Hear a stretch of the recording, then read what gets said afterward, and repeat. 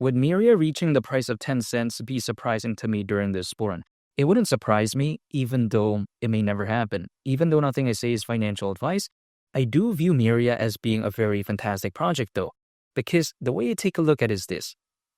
When I view blockchain gaming, I think it could be such a big narrative. And I add on top of that, Ethereum having a lot of fans, a lot of, hype. The ecosystem is, of course, very fantastic. The Ethereum ETF, I think that combining the two could be something very special. And we have to take a look at how MYRIA kind of does this in a sense.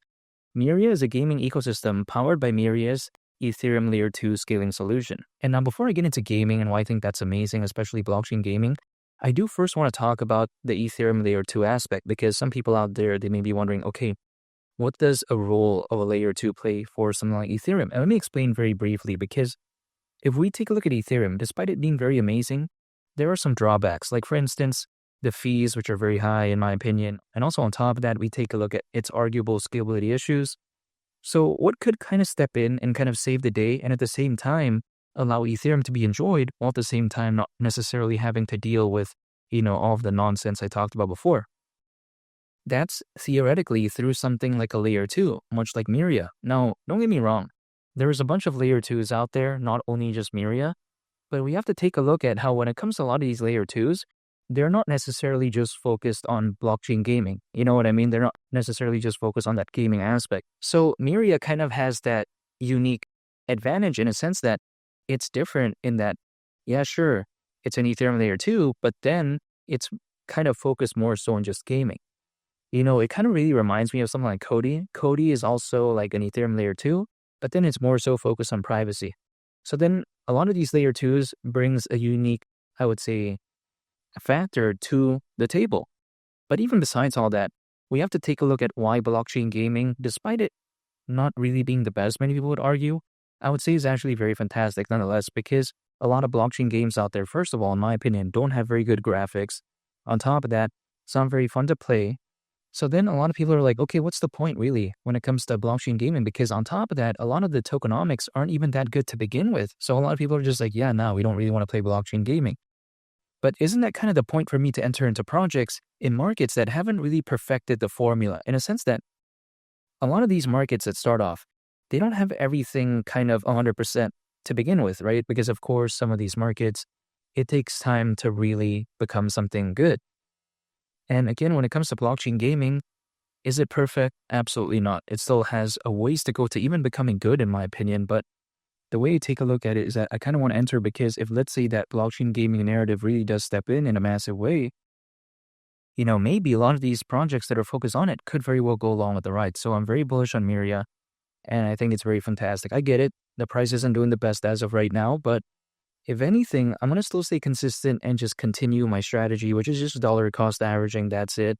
Because the market, if it chooses to wake up, it's going to do it whenever it wants to. Like I can't predict it. I can't tell it to do anything.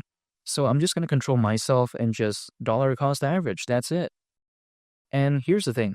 We have to take a look at when it comes to MYRIA, one of the fantastic things about it as well is that it kind of has like aspects of NFTs, which I think is very fantastic because of course, NFTs, I get it, a lot of the hype kind of disappeared ever since 2021, but yet again, according to Grandview Research, by 2030, they expect that the NFT market could very well be worth over $200 billion. So when I take a look at MYRIA, it's kind of a simple project to really focus on, in my opinion, for me.